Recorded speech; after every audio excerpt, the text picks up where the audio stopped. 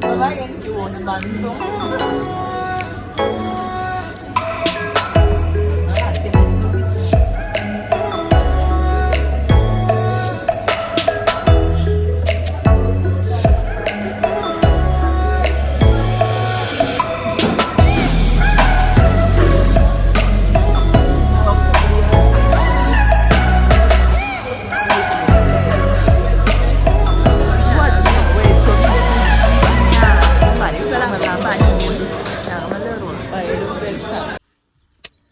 bonjour, comment vous allez ce matin? Moi, je vais bien. Voilà, je suis en train d'aller à la messe de 8 h à la cathédrale.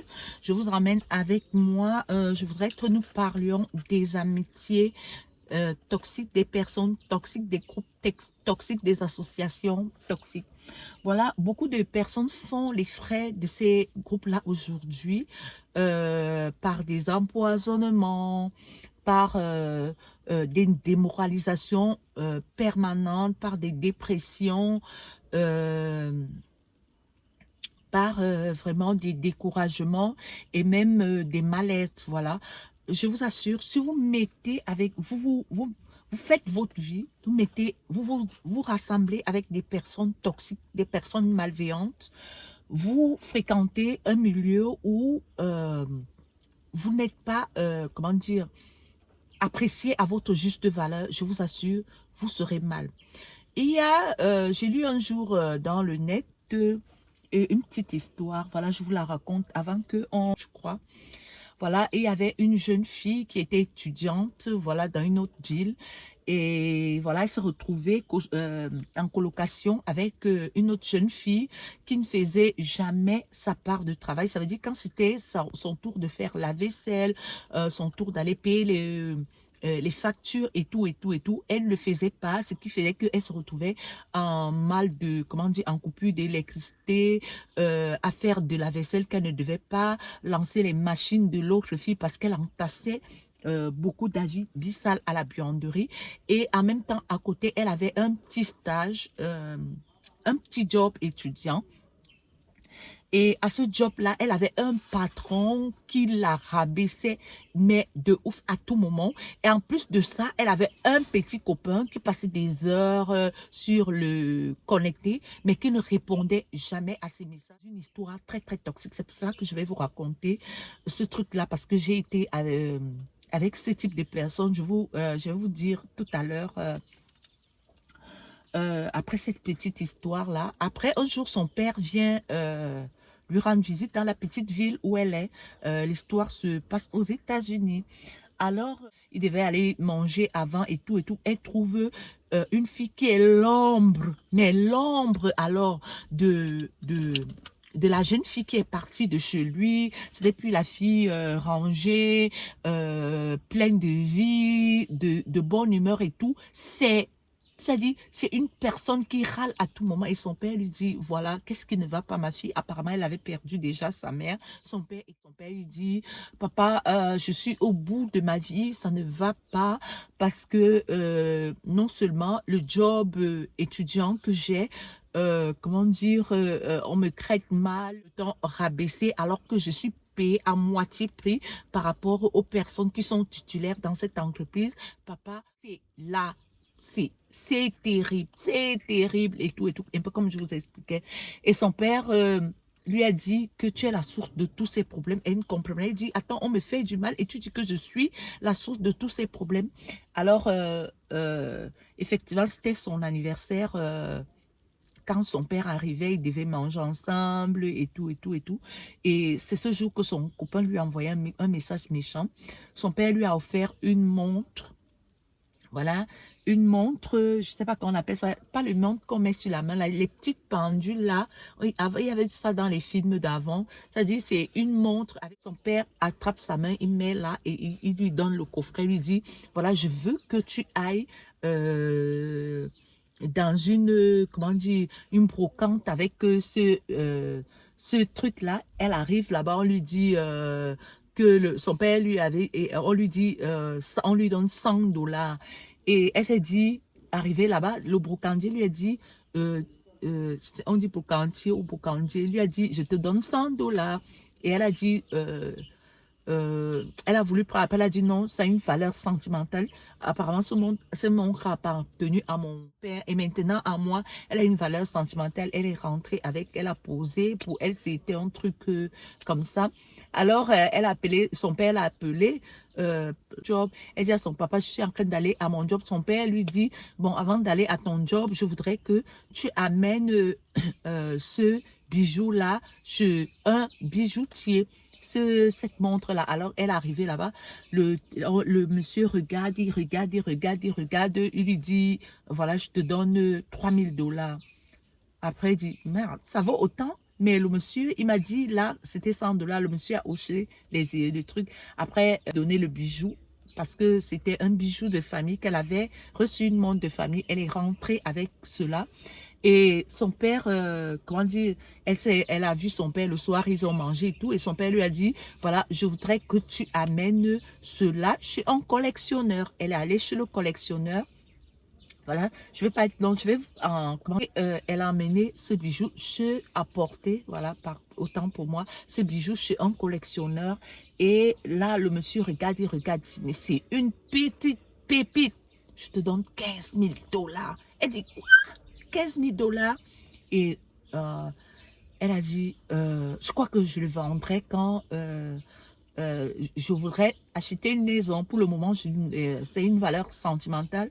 Et le monsieur suppliait presque pour avoir cette montre-là. Elle est rentrée à la maison.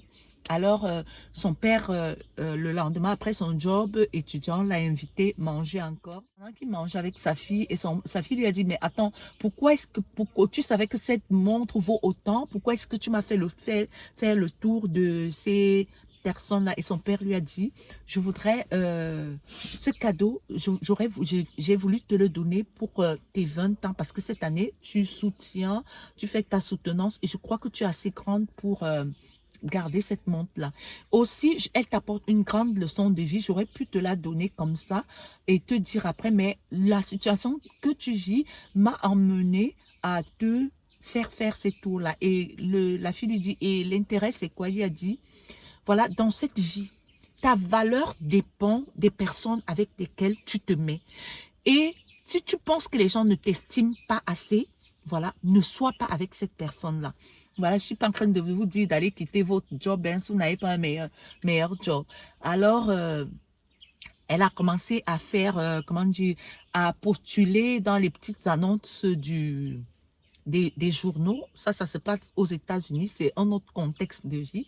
Et voilà, elle a trouvé un job où elle était doublement payée et où vraiment le monsieur, il était respectueux et elle était bien.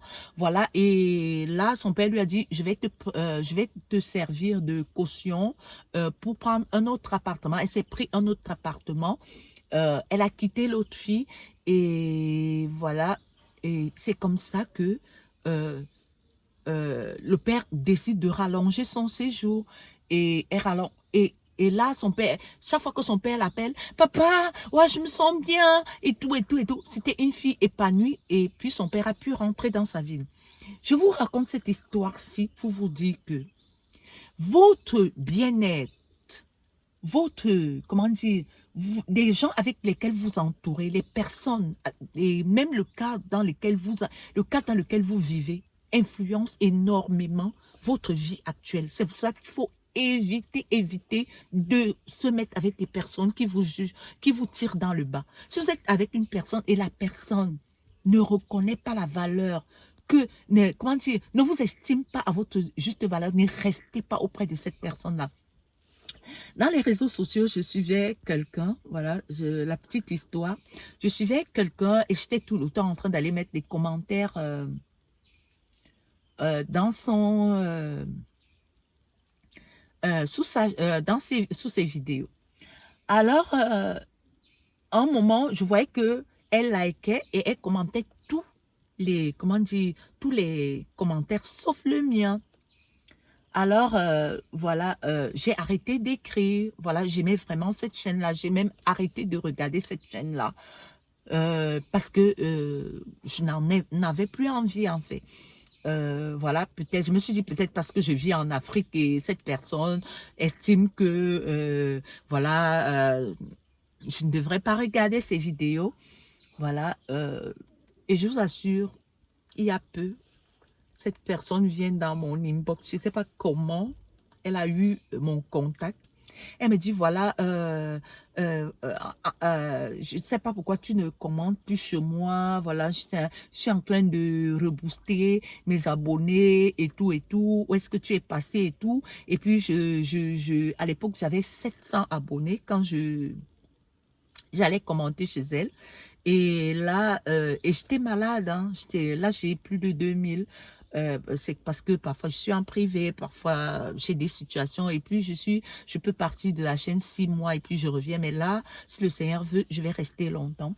Et la fille, elle me dit pourquoi je ne viens plus dans son truc. Vous savez, j'ai pensé à cette période-là et je l'ai bloquée en fait.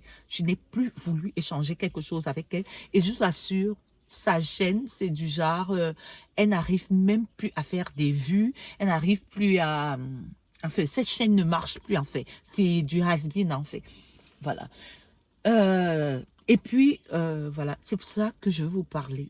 Je vous dis aujourd'hui, je ne vais pas être long. Servez-vous de cette histoire-là. Si vous êtes dans un groupe où il y a quelqu'un qui joue les petits chefs, qui croit qu'elle a un certain droit de veto sur les autres, qui crée des petits groupes où vraiment les autres devraient être à la chaîne. Non, vous n'êtes pas né pour venir être la queue de quelqu'un dans ce monde-ci, ou alors je ne sais pas quoi, ou alors vous êtes dans une association où quand il faut donner les secours, les gens vont.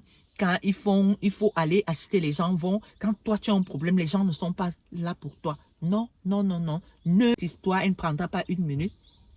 J'ai une amie d'enfance, je vais appeler amie, parce qu'on a été très amis, on a été au collège de la retraite. Si tu passes dans cette vidéo, je suis désolée, mais il faudrait que tu saches. La fille, j'étais très, très malade. Cette fille, elle ne m'a pas rendu visite. Déjà, moi, je suis le genre de personne très mature. Déjà, j'ai été mariée très, très jeune. Déjà, à 19 ans, j'étais dotée. Mais mes parents insistaient pour que j'ai la majorité pour pouvoir me marier. Donc, je me suis mariée vers 21 ans. Voilà, j'ai un fils que j'ai fait au lycée. Voilà, un grand garçon qui a ma taille, là. Et la fille, c'était une parenthèse.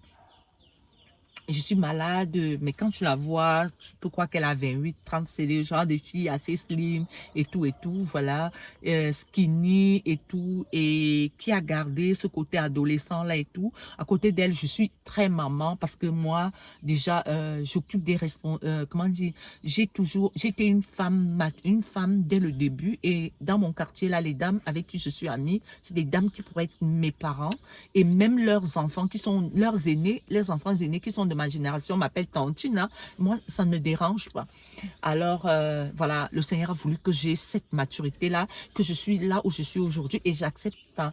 Et la fille, elle ne vient pas que je suis malade, elle ne m'appelle pas.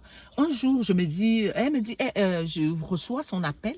Voilà, après qu'elle m'ait appelé 6, 7 ou 8 fois, disons, j'avais une dizaine d'appels en absence, je reviens du marché. Voilà, je relance. Je la relance. Elle me dit, voilà, mon petit business là est en train de tomber. Voilà, j'ai été à une banque, on me demande quelqu'un pour être avaliste. On me demande quelqu'un qui a un salaire pour être avaliste à ma banque pour qu'on puisse me donner cet argent. La fille là a des sœurs, des frères qui travaillent, qui ont des salaires. Elle a même un frère qui a plus d'argent que moi. T'as dit, je suis restée, je lui ai demandé, attends, cette fille était malade, était où quand j'étais malade? Il y a un moment, j'ai mis des statuts où j'avais sélectionné du monde et ces personnes-là venaient vers moi. Il y a même des collègues que, je vous assure, il y a des erreurs que nous faisons, que je ne prenais pas à cœur. Mais ces gens m'appelaient, attends, on te voit pas au bureau, qu'est-ce qui se passe et tout et tout. C'est des gens qui viennent te voir à l'hôpital, qui sont là pour toi, qui t'apportent à manger, qui t'apportent des cadeaux et qui viennent te reconforter alors que c'est des personnes que tu n'as jamais vraiment, que tu ne te sentais pas proche avec. C'est-à-dire, on est entouré de très bonnes personnes, mais on donne plus de l'importance aux personnes qui ont soit notre niveau de vie, soit qui ont des apparences comme nous, bref, au superficiel. Elle me dit qu'elle veut, je l'ai, en fait, j'ai éteint l'appel et je disais, chaque fois qu'elle appelait, je ne te suis pas, alors que je suivais bien. Voilà, voilà, c'est pour vous dire, entourez-vous bien. Si quelqu'un est quelqu'un qui vous tire en arrière, coupez. Si vous êtes dans une association où vous n'avez pas vos intérêts et vous êtes là toujours pour cotiser les gens, quittez. Si vous êtes dans un groupe où il y a des gens qui se prennent pour les papes, les chefs et tout, et parfois quand tu regardes, c'est des gens qui ne représentent pas certaines valeurs. Si c'est des gens qui peuvent vous apporter, qui représentent dans cette valeur, voilà, vous pouvez faire profil bas pour profiter de cela. Mais si c'est pas, non. Vous êtes dans des réseaux sociaux, vous constatez que vous commentez chez certaines personnes, ils ne commentent pas sur vous. N'allez plus commenter là-bas. Ne suivez même plus des personnes là. Non, ça vaut pas la peine. Il y a des gens comme ça, je ne sais pas. Si vous êtes en famille, vous avez l'impression qu'il y a telle personne qui vous prend, je ne sais pas, légèrement. Vraiment, cessez de fréquenter cette personne-là, ces personnes-là. Si vous avez des gens qui viennent vers vous juste parce qu'ils ont des services, arrêtez de fréquenter ces personnes-là. Si vous avez des personnes qui vous rabaissent, arrêtez de fréquenter ces personnes-là. Si au travail, vous êtes, comment dire, il y a des gens qui n'apprécient pas votre travail à votre juste valeur, mettez-vous dans un cocon, vous êtes là pour gagner votre argent, faites votre travail et rentrez chez vous. Sachez que vous n'êtes pas dans un milieu où vraiment, comment dire, vous êtes là pour vous faire des relations, vous partez prendre un pot avec des gens. C'est pour ça que vous voyez des gens aujourd'hui qui sont empoisonnés, qui ont des trucs mystiques sur eux, parce qu'à cause des jalousies, des trucs genre, ou alors vous racontez votre vie aux gens et tout, non, ce genre de choses, non. Voilà, la vidéo, elle commence à être assez longue. Si vous avez aimé cette vidéo, n'hésitez pas à me dire en commentaire. Si vous avez vécu ce genre de situation, n'hésitez pas à mettre en commentaire. Et puis, s'il y a des exemples ou d'autres choses que vous aimeriez dire en commentaire, faites-le. Voilà, si vous ne me connaissez pas, je suis Nina du Cameroun. J'aimais depuis un super pays de l'Afrique centrale, c'est le Cameroun. J'ai fait dans tout ce qui est lifestyle africain. Je vous partage avec vous ma vie de maman africaine, les réalités de l'Afrique, la dot, les coutumes et autres. Voilà, allez voir mes anciennes vidéos, vous allez voir. Voilà, je vous envoie des bisous chauds du Cameroun. Voilà, bye bye.